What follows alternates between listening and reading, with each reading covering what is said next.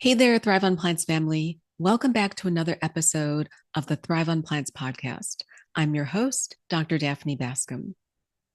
Today, we're diving into two deceptively simple but scientifically backed fitness practices: rucking, which is at its core walking with purpose and added weight, and weighted vest training, a strategy that research has shown can profoundly improve muscle mass, bone density, and metabolic health.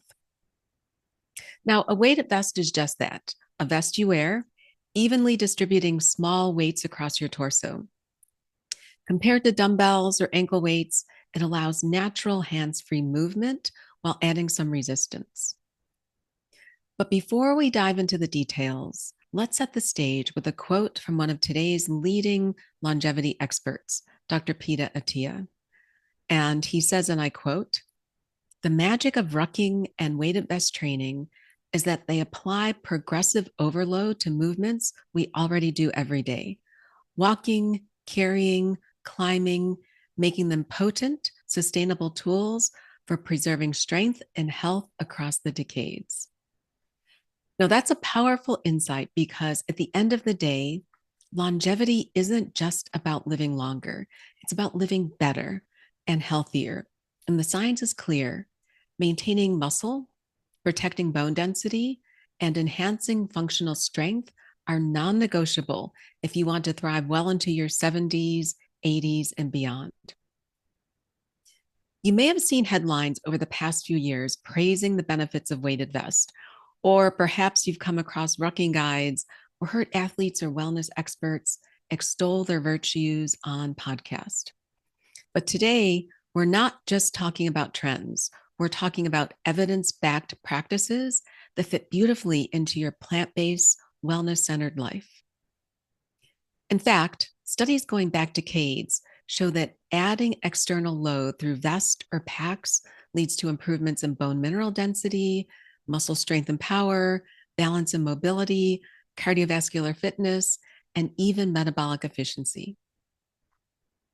In today's episode, we'll explore what exactly rucking is and why it's more than just walking with a weighted backpack, how a weighted vest can amp up your workouts from bodyweight moves to household tasks, and how to get started safely and progressively, no matter what your current fitness level. And finally, I'll share some essential equipment tips: what to look for, how to fit it, and most importantly, how to avoid some common mistakes. Okay, what is rucking? Let's break this down because I want you to really understand why rucking is so much more than just walking with a heavy backpack. Rucking is the act of walking while carrying weight, usually in a backpack or weighted pack. And the term comes from the military world, specifically the term rucksack, which is military slang for a backpack. Now, think about soldiers on long distance marches, often carrying packs that weigh 40 to 60 pounds, sometimes even more. These soldiers aren't just moving, they're developing the kind of real world functional strength that translates into endurance, resilience, and grit. But here's where it gets really interesting. You don't need to be a soldier to benefit. That's why today, rucking has evolved into a mainstream fitness practice, accessible, scalable, and adaptable to nearly every fitness level. You can ruck on a trail, through your neighborhood, up the stairs, or even on a treadmill. Rucking, I believe, is one of the most effective and time-efficient ways to build muscle, strengthen your bones, improve your cardiovascular fitness, and burn calories, all while engaging in a natural, low-impact activity. Here's a key point. Rucking isn't just a harder walk. It's a deliberate, strength-enhancing movement that challenges multiple systems in the body. When you add weight, your legs and glutes work harder to propel you forward. Your core muscles engage to stabilize the load. Your upper back and shoulders strengthen as they support the pack. Your heart and your lungs work more intensely to deliver oxygen to working muscles. Now, there was a study by Putoff in 2006 that showed that walking with a weighted vest or pack significantly increases both the metabolic demand and ground reaction forces, meaning that your body is working harder and at a higher intensity, even at the same pace. And the best part, because it's a low impact activity, it's gentler on your joints compared to running or plyometrics or other higher impact exercises. So there are some distinct benefits, and I'd love to unpack why rucking deserves a place in your wellness toolbox. First is muscular strength and endurance. Carrying weight on your back forces your lower body muscles, especially your glutes, your quads, your hamstrings, and your calves, to work harder with every step. But it's not just the legs. Your core, that means your abdominal muscles, your obliques, and your lower back, it's constantly engaged to stabilize your spine and prevent you from tipping forward, or it should be. Your shoulders and traps and upper back work to hold the pack in place, creating a subtle but a constant muscular tension. And over time, this will build functional leg strength, a stronger, more resilient core, and it will also help your upper body endurance. And because rucking relies on repetitive, sustained movement, it improves muscular endurance, which is the ability to perform work over time without fatigue. And this is essential for daily life tasks like climbing the stairs, carrying your groceries, or playing with your kids or grandkids. The other important benefit of rucking is on your bone health and your bone density. Now, if you'll remember from some of our other conversations, I've shared that starting in our 30s, we naturally begin to lose bone density. And that's a process that accelerates after menopause due to declining estrogen levels. This raises the risk of osteopenia and osteoporosis, conditions that may increase the risk of fracture, impair mobility, and shorten our health span. Rucking, by applying weight-bearing load to the skeleton, can stimulate bone remodeling. And research shows that bones respond to mechanical stress by becoming denser and stronger. There are even studies that show that long-term weighted vest use can prevent hip bone loss in postmenopausal women. There's also a study by Kemmler et al. That demonstrated improved bone density in women after 2 years of intense weight-bearing exercise. And other data that demonstrate improvements in bone metabolism markers after just short-term weighted aerobic exercise. Now, all this points to the fact that regular, progressive weight-bearing activity is one of the best defenses we have against age-related bone loss. The third reason is cardiovascular fitness. Adding even a modest load increases the energy demand of walking. Your heart has to work harder to deliver oxygen to the working muscles. This elevates your heart rate, that improves your cardiac efficiency, and it enhances your oxygen utilization. And so this makes rucking an excellent alternative for anyone who wants the heart health benefits of running, but you need something with a lower impact to protect your joints. The fourth benefit, a metabolic boost in caloric burn. If you try rucking, one of the more immediately noticeable benefits is how rucking ramps up your calorie burn without extending your workout time. Now, research shows that walking with added weight can double or even triple energy expenditure compared to unloaded walking. And this is important because rucking primarily builds lean muscle mass, which means it helps preserve your resting metabolic rate, meaning you burn more calories even when you're at rest. The fifth benefit is that rucking is joint friendly. Unlike running or plyometric workouts, rucking is low impact, and this makes it accessible to people at all fitness levels, including if you're recovering from injury or managing joint conditions like osteoarthritis. It can strengthen the muscles that support the joints, particularly around the hips, the knees, and the ankles, without high repetitive impact forces that may sometimes be seen in running. And then the other benefit that we don't often think of is mental resilience. Rucking isn't just a physical practice, it's a mental one. And walking, especially in nature, has well documented effects on reducing stress, improving mood, and boosting cognitive function.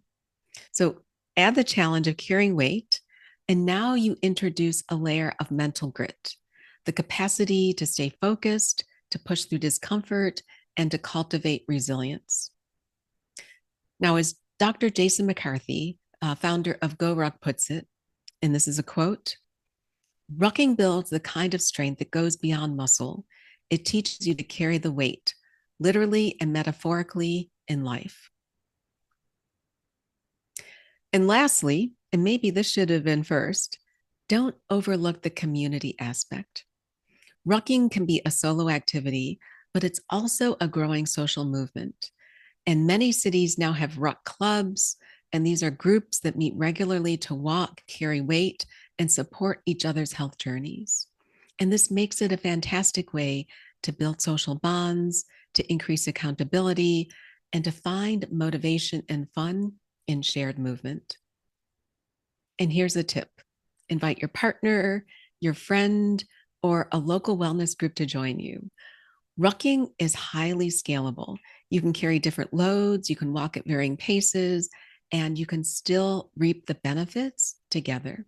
So now that you've heard all the benefits, who is rucking for? Almost everyone.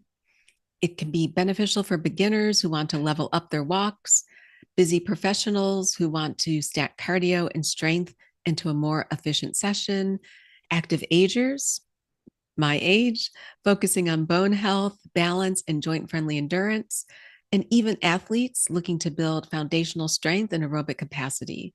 It's also great for families and social groups because rucking can be easily done in groups or with a community ruck club. Now, how to train for rucking. I have a couple of key points that I want to share with you. The first is start light. Begin with 5 to 10% of your body weight. And for a 150-pound person, that's about 8 to 15 pounds. Gradually increase the weight and distance you travel. Mix up the terrain, flat surfaces, hills, trails. I also want to make sure that you prioritize posture. Make sure your shoulders, back, and core are engaged and your feet are aligned.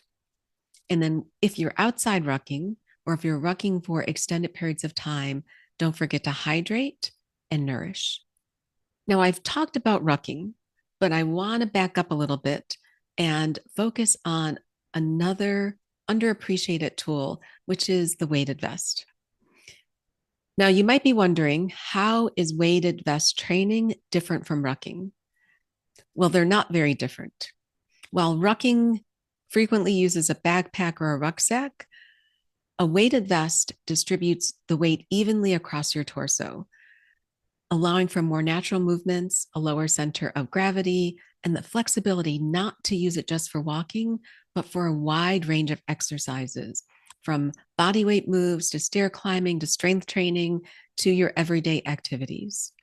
And it's one of my favorite training recommendations, particularly for anyone focused on building and maintaining lean muscle, protecting your bone density, boosting your cardiovascular and metabolic health, improving your balance and posture, enhancing everyday strength, because it offers hands-free, versatile resistance and also allows easy, progressive adaptation.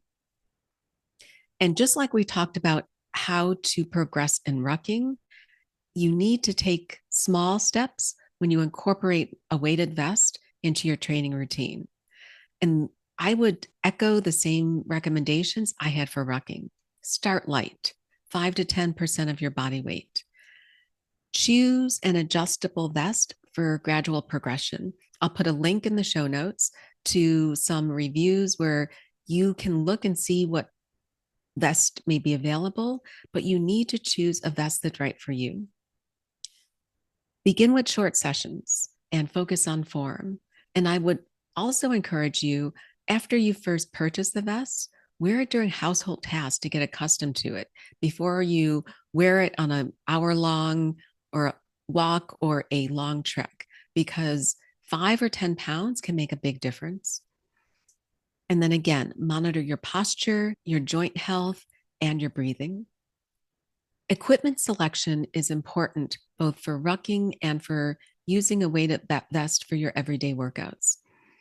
For rucking, if you're selecting a backpack or a rucksack, preferably you want to get one with padded straps.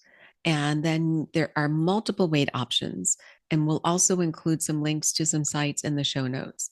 You may be able to use sandbags, weight plates, you can use water bottles. There are a whole host of different types of rucksacks or backpacks that you can purchase. You also want to make sure that you have good footwear, supportive walking or hiking shoes. And as I mentioned earlier, think about wearing a hydration vest and carrying with you some gels or whole foods so that you can have your nutrition while you're on the go. The same recommendations apply to a weighted vest. Again, choose a weighted vest that has an adjustable weight option. That's my recommendation. If you buy a fixed weight, if you start with 5, you may outgrow it, then you have to go up to 10, you have to go up to 15. But if you buy a weighted vest where you can add weight in 1 pound increments, either with plates or with sandbags, then you have the ability to progress over time without a lot of additional added expense. You want to make sure that it's snug so that it doesn't shift, but not too snug so that it restricts your movement. And then again, start light and upgrade the weight gradually. Okay, we've explored the exciting benefits of rucking and weighted vest training, but I want to have an honest and important conversation with you about the risks and the safety, because people don't often talk about the fact that you need to approach this with care. Because here's the truth. Adding weight to your body, whether it's through a ruck or a weighted vest, is a form of progressive overload. And while it's one of the most effective strategies for building strength, resilience, and longevity, it only works if we approach it with care, mindfulness, and a deep respect for our body's signals. So let me break this into a couple of categories. The first, and probably the most important, is overloading too soon. One of the most common mistakes I see in clients and hear from listeners on the podcast is jumping in with too much weight too quickly. Whether you're rucking or using a weighted vest, the temptation is real. You see someone carrying online 30 pounds or 50 pounds or 100 pounds, and you think you need to match them. You don't. You assume that because you can lift a certain amount in the gym, that you can immediately carry it on your back. Don't make that assumption. You underestimate how much even 5 to 10% of your body weight feels when it's carried over long distance through dynamic movements. My recommendation is to start with just 5 to 10% of your body weight. And again, for a 150-pound person, that's around 7.5 to 15 pounds. You'll be amazed at how much challenge even a small amount of added weight introduces. You can gradually increase, but only do that when your body has adapted. The other safety concern is poor posture and movement mechanics. The additional weight is going to amplify everything, both good and bad. If you have poor posture, so your shoulders are slumped, you got a little bit too much anterior pelvic tilt, a little bit of forward head position, the extra load can strain your lower back, it can strain your neck and shoulders, and it can even strain your hips and knees. And similarly, if you're walking or your exercise mechanics are not optimal, so think about overstriding or moving with locked knees or collapsed arches. The weight may increase joint stress and hence increase injury risk. My expert tip, before adding weight, focus on your movement quality. Check your posture, your shoulders, your back, your ribs. Are they stacked over your hips? Is your core engaged? Walk mindfully using a soft, balanced foot strike. And for exercises like squats or lunges, if you're using a weighted vest or even a ruck, prioritize control and alignment over speed or weight. A third safety point relates to joint strain or overuse injuries. Both rucking and weighted vest training can place increased compressive forces on your joints, especially your hips, your knees, and your ankles. And if you have pre existing joint conditions, I talked about them before: osteoarthritis, meniscal injuries, chronic ankle instability, like me, you're recovering from a lower extremity fracture. This could exacerbate, it can be meaning worsen symptoms if it's not carefully managed. So, again, make sure you have the right supportive footwear. Walk or train on mixed surfaces. Alternate between the trail, the grass, and the pavement so that you can reduce repetitive stress. And then listen to your body. Listen to the early warning signs. If you're getting swelling, lingering discomfort, fatigue, make sure that you are resting and recovering. And then when you're out rucking, and this is an environmental warning, make sure that you're looking out for the terrain. So if you're carrying weight and you're on uneven terrain, if you're not well balanced, that may put you at a little bit increased risk of tripping and falling. Watch out for the weather conditions: heat, cold, and rain. Be cognizant of the traffic and road hazards. It's much easier to trip and fall if you're carrying too much weight or if you're overly fatigued. And so, what this means is plan your routes carefully, make sure you wear weather appropriate gear, carry water, carry your snacks, and carry a phone. And then I'd advise you to tell someone where you're going. And especially if you're going to be taking a longer hike or a trek, or if you're going remotely, just so that if you don't return in the time frame expected, someone can come out and make sure that you're okay. The bottom line on safety is that adding resistance to your movement is one of the most powerful ways you can build strength, help your longevity, and build your mental and physical resilience. But it's not a race. Start light, focus on form and quality, progress slowly and mindfully, and then listen to your body. It is your most valuable coach. When you approach rucking and weighted vest training with intention, you can unlock not just the physical benefits, but a deeper connection to your body, your health, and your long-term vitality. Before we wrap up today's episode, I want to introduce you to a concept that's near and dear to my heart: plucking. And plucking is my personal spin on blending fitness with environmental activism. So you may have heard of plogging. Plogging is a Swedish fitness trend where people pick up litter while jogging. Now, I like to call my version plucking, which is picking up litter while rucking. So picture this: you're out on your ruck walk. Your backpack or your weighted vest adds an additional challenge. Your muscles are working hard. Your heart rate's elevated. And along the way, you're scanning your surroundings.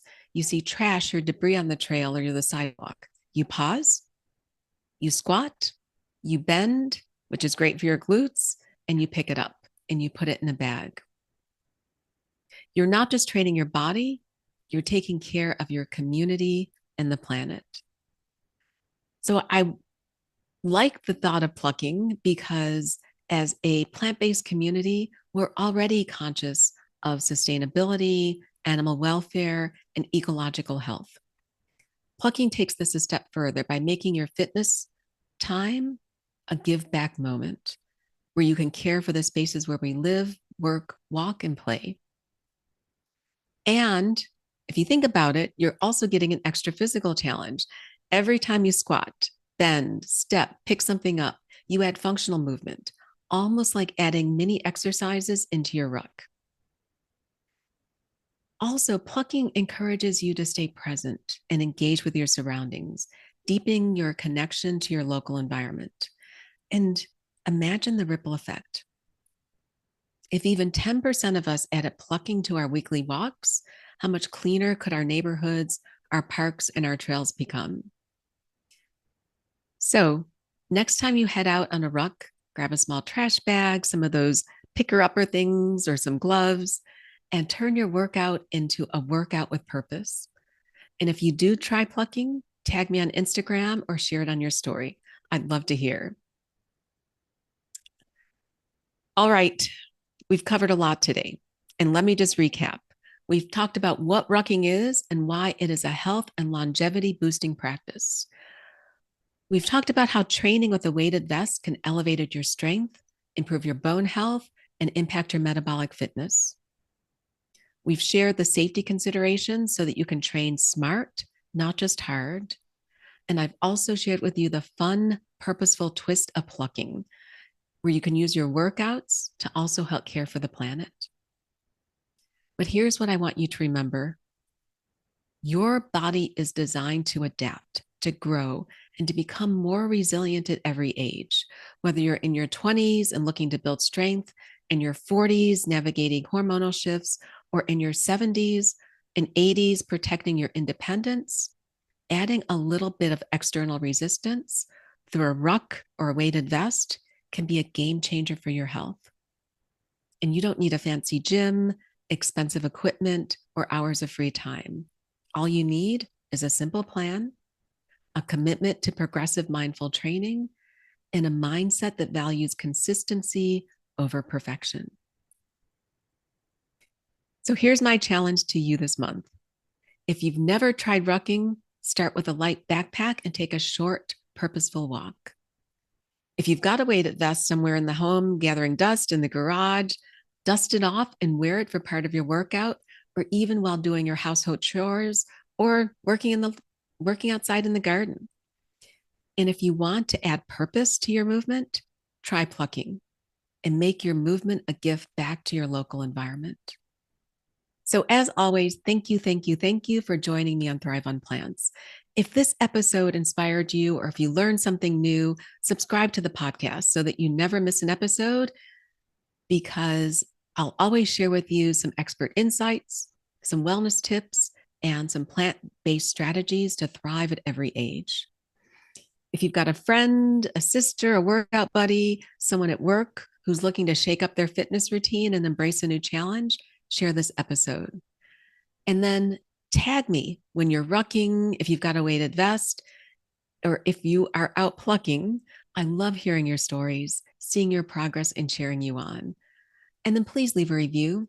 I truly believe this helps the podcast reach more plant-powered listeners like you, and I love to hear from you. So thank you. And remember, strength is the foundation of longevity. Movement is medicine. And every small step you take, whether it's adding a little weight, walking a little further, or picking up a piece of litter, it's a powerful investment in your body, your health, and your future. Thanks for spending this time with me today. Keep thriving on plants, keep moving with purpose, and as always, be well. And I look forward to seeing you on the next episode. Take care. The content provided in this podcast is intended solely for informational and educational purposes.